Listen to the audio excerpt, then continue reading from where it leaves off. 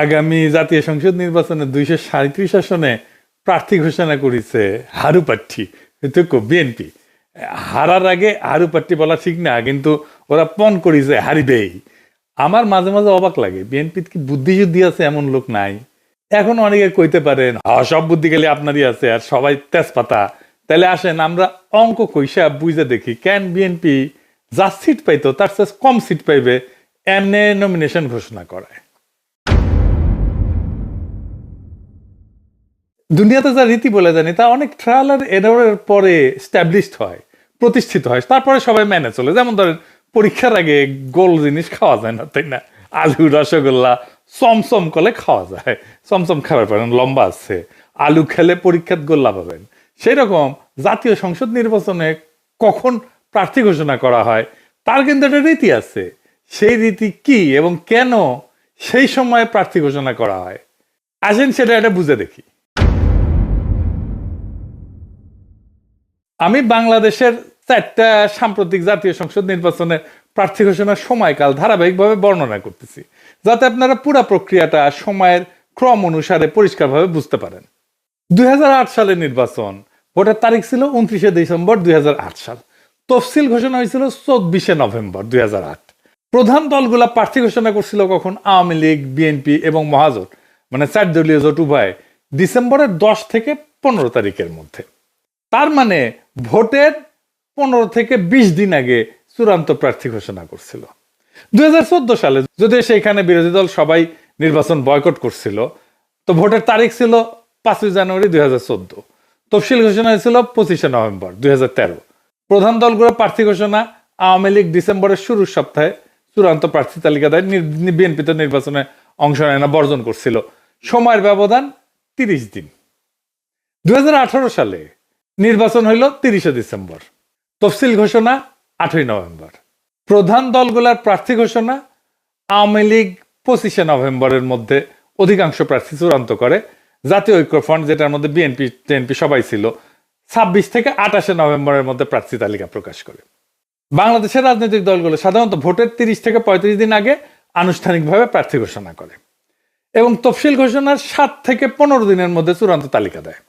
তার মানে তফসিল ঘোষণার পরে প্রার্থী তালিকা দেয়। কারা দেয়? বড় দলগুলো দেয়। কেন দেয় আসেন সেটা বুঝে দেখি। এই জায়গায় আছে রাজনৈতিক কৌশলের প্রশ্ন। বড় দলগুলা প্রার্থী তালিকা যত দেরিতে প্রকাশ করে তত বেশি সময় তারা স্থানীয় জোট, আপোষ, নেগোসিয়েশন, সম্ভাব্য বিদ্রোহী প্রার্থীদের সামলানোর সুযোগ পায়। ছোট দল বা জোটের ক্ষেত্রে প্রার্থী ঘোষণা আগে ভাগে করা হয়। আমরা এটা হিসাব কষে দেখাই দেব, যেন বেশি সময় ধরে প্রচারণা চালাইতে পারে। এবার আমরা একটু দেখি যে ছোট দল আসলেই কি আগে প্রার্থী ঘোষণা করে। 2008 সালে আমরা তো দেখছি তফসিল ঘোষণা 24শে নভেম্বর 2008, ভোটের তারিখ 29শে ডিসেম্বর 2008। ছোট দলগুলা মানে জাতীয় পার্টি এরশাদ 28শে নভেম্বরের মধ্যে অধিকাংশ প্রার্থী ঘোষণা করে। ইসলামী দল এবং বামপন্থী জোট, যেটা জাতীয় সমাজতান্ত্রিক দল, ওয়ার্কার্স পার্টি ইত্যাদি, নভেম্বরের শেষ সপ্তাহে প্রার্থী প্রকাশ করে, অর্থাৎ ভোটের 30 দিন আগে থেকে প্রচারণা শুরু করে। 2014 সালের নির্বাচনে তফসিল ঘোষণা করে 25শে নভেম্বর, ভোটের তারিখ 5 জানুয়ারি। বিএনপি ছিল না, ডিসেম্বরের শুরু থেকে 1 থেকে 5 ডিসেম্বরের মধ্যে ছোট দলগুলো প্রার্থী ঘোষণা করে 30 থেকে 35 দিন সময় আগে। 2018 সালের নির্বাচনে তফসিল ঘোষণা 8ই নভেম্বর 2018, ভোটের তারিখ 30শে ডিসেম্বর 2018। ছোট দলগুলা যেমন ইসলামী আন্দোলন, বাংলাদেশ জেএসডি, বিকল্প ধারা, গণফোরাম, ঐক্যফ্রন্ট, এগুলো নভেম্বরের 10 থেকে 20 তারিখের মধ্যে প্রার্থী তালিকা ঘোষণা করে। এরশাদ 20 নভেম্বরের মধ্যে অধিকাংশ আসনে প্রার্থী চূড়ান্ত করে। তারা ভোটের প্রায় 40 থেকে 45 দিন আগে প্রচারণা শুরু করে প্রার্থী সিলেকশন কমপ্লিট করে। তার মানে ছোট দলগুলো হিসাব করলে দেখা যাবে ভোটের প্রায় 45 থেকে 50 দিন আগে তারা মাঠে নামে এবং প্রার্থী চূড়ান্ত করে ফেলে। ছোট দলগুলা তফসিল ঘোষণা 5 থেকে 10 দিনের মধ্যে প্রার্থী ঘোষণা করে এবং ভোটের অন্তত 45 দিন আগে থেকে প্রচারণা শুরু করে দেয় তাদের প্রার্থী নিয়ে, কারণ তাদের প্রচারণা সীমিত বাজেট নির্ভর এবং ব্যক্তি নির্ভর, তাই আগে ভাগে মাঠে নামাটাই টিকে থাকার উপায়। বড় দলগুলো কেন দেরি করে প্রার্থী ঘোষণা করে এটা আরেকটু বুঝে দেখি। আগে বলছি, আবার একটু বুঝে দেখি। এর পিছনে অনেক রাজনৈতিক এবং মনস্তাত্ত্বিক কৌশল কাজ করে। দেরিতে প্রার্থী ঘোষণা করে বড় দলগুলো একাধিক রাজনৈতিক উদ্দেশ্য একসঙ্গে অর্জন করতে পারে। যেমন 1 নম্বর, স্থানীয় জোট এবং দর কষাকষির জন্য সময় পায়। বড় দলগুলো সাধারণত স্থানীয় পর্যায়ে জোট সমঝোতা অ্যাডজাস্টমেন্ট পলিসি করে থাকে। যেমন কোনো আসন অন্য জোটের দলের জন্য ছেড়ে দেওয়া বা স্থানীয় প্রভাবশালী নেতাকে বুঝায় সরানো, তাকে বসায় দেওয়া। যদি প্রার্থী আগে ভাগে ঘোষণা করে তাহলে সে আলোচনাগুলো অচল হয়ে যায়, কারণ প্রার্থী ঘোষণার পর আসন ভাগাভাগি করা রাজনৈতিকভাবে কঠিন হয়ে পড়ে। তাই তারা ইচ্ছা করে প্রার্থী তালিকায় শেষ মুহূর্ত পর্যন্ত গোপন রাখে, যাতে আসন বিন্যাস জোট রাজনীতি চলমান এবং নমনীয় থাকে। যেমন 2018 সালে আওয়ামী লীগ মহাজোটের সঙ্গে আসন ভাগাভাগির জন্য প্রার্থী তালিকা বারবার পিছাইছে। বলা হয়েছিল এটা একটা সিট অ্যাডজাস্টমেন্ট উইন্ডো। 2 নম্বর, সম্ভাব্য বিদ্রোহী প্রার্থীদের নিয়ন্ত্রণ। প্রত্যেকটা বড় দলের মধ্যে একাধিক মনোনয়ন প্রত্যাশী থাকে। যারা মনোনয়ন পায় না তারা বিদ্রোহী প্রার্থী বা স্বতন্ত্র প্রার্থী হিসেবে দাঁড়ায় যায়। যদি নাম আগে ভাগে ঘোষণা করা হয় তাহলে যারা বাদ পড়ছে তারা সময় পেয়ে যায় বিকল্প প্রতীক সংগ্রহ, প্রচারণা করা, দল বিরোধী ক্যাম্প গঠনের, তার ফান্ড কালেক্ট করার। তাই দলগুলা বিলম্ব করে যাতে বিদ্রোহীদের সময় কমে যায় এবং শেষ মুহূর্তে তারা যেন সংগঠিত হইতে না পারে। 3 নম্বর, প্রতিদ্বন্দ্বী দলগুলো তার প্রার্থী নির্বাচনের কৌশলটা জানা এবং পাল্টা চাল দেওয়া। বড় দলগুলো অনেক সময় বিপক্ষ দলের প্রার্থী তালিকা আগে ভাগে পর্যবেক্ষণ করে তারপর নিজেদের তালিকা প্রকাশ করে। এতে তারা দেখতে পারে কারা মাঠে শক্তিশালী, কারা দুর্বল, কোন আসলে সেফ বেইট। তারপর তারা নিজের মনোনয়ন সমন্বয় করে এমন প্রার্থী দেয় যারা সেই এলাকায় ব্যক্তিগতভাবে জনপ্রিয় বা আর্থিকভাবে শক্তিশালী। খুবই সিম্পল হিসাব। 2008 সালের নির্বাচনে আওয়ামী লীগ বিএনপি জোটের প্রার্থী তালিকা প্রকাশের পর কিছু আসনে কৌশলগতভাবে প্রার্থী বদল করছিল। কিন্তু 4 নম্বর, গণমাধ্যমের অ্যাটেনশন ম্যানেজমেন্ট আর কি। প্রার্থী তালিকা প্রকাশ করাটাই বড় দলের জন্য একটা মিডিয়া মোমেন্ট, কিন্তু সাংবাদিক, ভোটার, প্রতিদ্বন্দ্বী সবাই তখন মনোযোগ দেয়। তাই বড় দলগুলো এই ঘোষণাটাকে একটা রাজনৈতিক নাটকীয়তা বা কৌশলগত সময় নির্ধারণের ইভেন্টে পরিণত করে।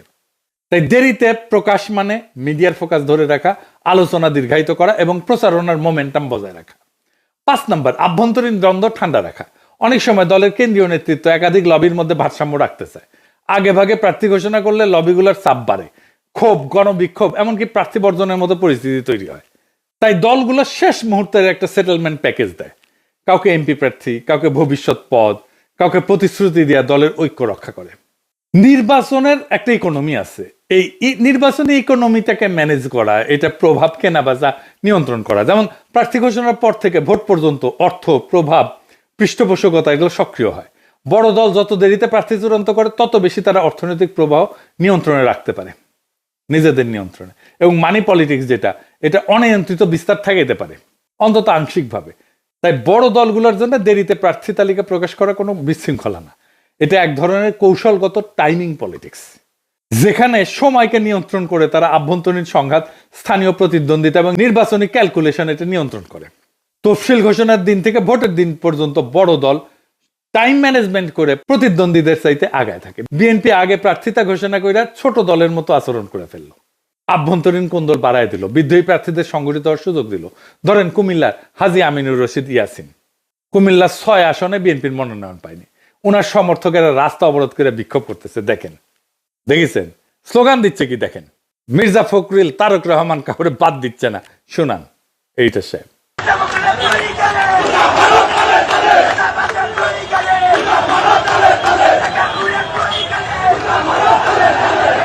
উনি কিন্তু ভালো মানুষ, ইয়াসিন সাহেব ধান্দা করার জন্য রাজনীতিতে আসেন না। আমি শিওর উনারে বিএনপির বিরোধীরা মনোনয়ন দিলে বিএনপির প্রার্থী হাইরা যাবে।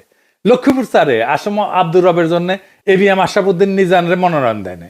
ওই সিটে আসম আব্দুর রব গোহারা হারবে যদি নিজান সাহেব অন্য মার্কা নিয়ে দাঁড়ায়। আমার হিসাবে বিএনপি 40 থেকে 50টা সিট হারাবে। এইভাবে বিদ্রোহী প্রার্থী অন্য দলে ভিড়ে যাবে। হারাধনের 10টি ছেলে রইল বা কি এক, এমনিতেই ক্ষমতায় যাবে কিনা সেটাই প্রশ্ন। তার মধ্যে ভুল কৌশলে সিট হারানোর কাম করলো, মানে মোটে মা রাধে না তপ্ত আর পান্তা। আর কি মহা ভুল করিছে। খালেদা জিয়াকে মনোনয়ন দিছে 3টে আসনে, এটা একটা ডিজাস্টার হবে। আমি সমস্ত রেসপেক্ট, খালেদা জিয়ার প্রতি সমস্ত রেসপেক্ট রেখে বলতেছি, খালেদা জিয়া সবকিছুর ঊর্ধ্বে থাকবেন। ওনারে আমরা সবকিছুর ঊর্ধ্বে রাখতে চাই, আর ওরা বিএনপির নেত্রী বানাইতে চায়। উনি কেন ইলেকশন করবেন? উনি প্রেসিডেন্ট হবেন বাংলাদেশে। বিএনপি বাদেও যে কোনো দল ক্ষমতা আসলে খালেদা জিয়া প্রেসিডেন্ট হিসেবে প্রথম পছন্দ থাকতেন। উনাকে উনার শরীরের এই অবস্থায় ইলেকশনে নামাইয়া তো বিএনপি তার দুর্বলতা প্রকাশ করলো। মানে ম্যাডাম তো গত 14 মাসে কোনো পলিটিক্যাল কাজে যুক্ত ছিলেন না। উনি সেরিমোনিয়াল প্রেজেন্সে যেখানে দরকার সেখানে থাকবেন, যেখানে শারীরিক সক্ষমতা লাগে সেখানে ওনাকে টাইনে আনা তো মোটেই ঠিক না। উনি কি সংসদের মিটিং এ থাকতে পারবেন? পারবেন না। উনি কি এলাকায় যাইতে পারবেন? পারবেন না। এমনকি উনি কি 3টা এলাকায় গিয়ে একটা করে নির্বাচনী সভা করতে পারবেন? পারবেন না। এমপি হওয়ার কাজ তো সিরিয়াস ফিজিক্যাল স্ট্যামিনার কাজ। তাহলে বিএনপি কেন ওনারে ভোটে দাঁড় করাইলো? করুণা বা সিম্প্যাথি ভোট পাওয়ার জন্য। করুণা পাবে কিন্তু ভোট পাবে না। করুণা দিয়ে ভোট পাওয়া যায় না, এটা একটা ব্লান্ডার। খালেদা জিয়ার প্রতি সম্মান, ভালোবাসা, শ্রদ্ধা থাকলেও মানুষ ভোট দিবে না। সে একজন কর্মক্ষম নেতা চায়। সে এমন নেতা চায় না যে শারীরিকভাবে দুর্বল। খালেদা জিয়া কখনো হারেন নাই, বিএনপি উনারে হারিয়ে যাওয়ার ব্যবস্থা করছে। আমি আজ কইয়া গেলাম, মিলাই নিয়েন। উনি যতগুলো সিটে আগে দাঁড়াইতেন সবগুলোতে জিততেন। উনি এইবার 3টা সিটেই জিতে আসতে পারবেন না। আমার কথাটা মিথ্যা হইলে আমি সবচেয়ে খুশি হইতাম, কিন্তু তা হইবে না। এই বুদ্ধি কার মাথা থেকে আসছে কে জানে। ও যার মাথা থেকে আসছে ওরা খুঁজে বের করা দরকার। ওরা ইলন মাস্ক কেন টোকায় না? ওরা টোকায় নিয়ে যাওয়া দরকার। ওর তো বাংলাদেশ ওর জায়গা না। আর কি ভুল করিছে? ফজা পাগলারে নমিনেশন দিছে। ফজা পাগলার মতো যত পাগলামো, মুজিব বন্দনা, আওয়ামী রাজনীতি সবকিছু ওন করিছে। আর এক মুজিব সানা হাবিবুর রহমান, হাবিবুরও নমিনেশন দিছে। মানে মুজিব সানাদের পুনর্বাসন করেছে শক্তভাবে, যেন আওয়ামী ন্যারেটিভ চালাইতে পারে। মাদারীপুর একে একটা কাঁচা গুড়ে নমিনেশন দিচ্ছে। দেখেন ছবি, দেখান এডিটর সাহেব, দেখেছেন। এবার ভিডিও দেখেন। ধন্যবাদ জানাচ্ছি, আমাদের সকলকে ধন্যবাদ জানাচ্ছি। সবাই ভালো থাকবেন। তারেক রহমান জিন্দাবাদ, ম্যাডাম খালেদা জিয়া জিন্দাবাদ, জিয়া রহমান শহীদ হোক, জয় বাংলা। দেখেছেন কাক নমিনেশন দিছে, ক্যাঙ্কা নমিনেশন দিছে।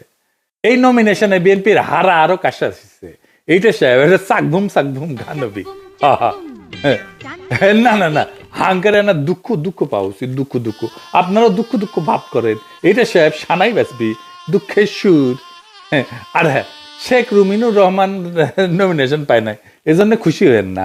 ওই উচ্চ কক্ষে যাবি, সাথে জামাই কোটার বুদ্ধিজীবীও যাবি, ডাক্তার জাহিদ যাবি, তাসনিম খলিল যাবি, লিগে রেখেন। আজকে কয়ে দিলাম, বিএনপি সরকার গঠন করুক বা না করুক, কিছু সিট তো পাবে উচ্চ কক্ষে। সেই উচ্চ সিটগুলা এদের বসাবে। তো শেষে একটা কথাই বলা যায়, বিএনপি এখন এমন এক বরের মতো যে বিয়ের তারিখ ঠিক করার আগেই দাওয়াতনামা বিলাইছে, কিন্তু কন্যা পালায় গেছে, তা খেয়াল করে নাই। প্রার্থী ঘোষণা করতে গিয়ে আরে এমন তাড়াহুড়া করলো যেন মাঘের শীতে গরম জিলাপি খাওয়ার লাইন ধরিছে, কিন্তু দোকান এখনো খোলেইনি। আর খালেদা জিয়াকে 3টে আসনে মনোনয়ন দেওয়া মানে দৌড় প্রতিযোগিতায় নিজের দাদিকে নামানো। এই আশায় যে সবাই সম্মান করে জিতাই দিবে। সম্মান দিবে ঠিকই, কিন্তু জেতাবে না। ভোট তো দৌড়ের মতো, যে আগে পৌঁছায় সেই জেতে। ফজা পাগলার মুজিব সানাদের নমিনেশন দেখে মনে লাগতেছে যে বিএনপি এখন রাজনীতি না, রিহ্যাবিলিটেশন সেন্টার হইতেছে।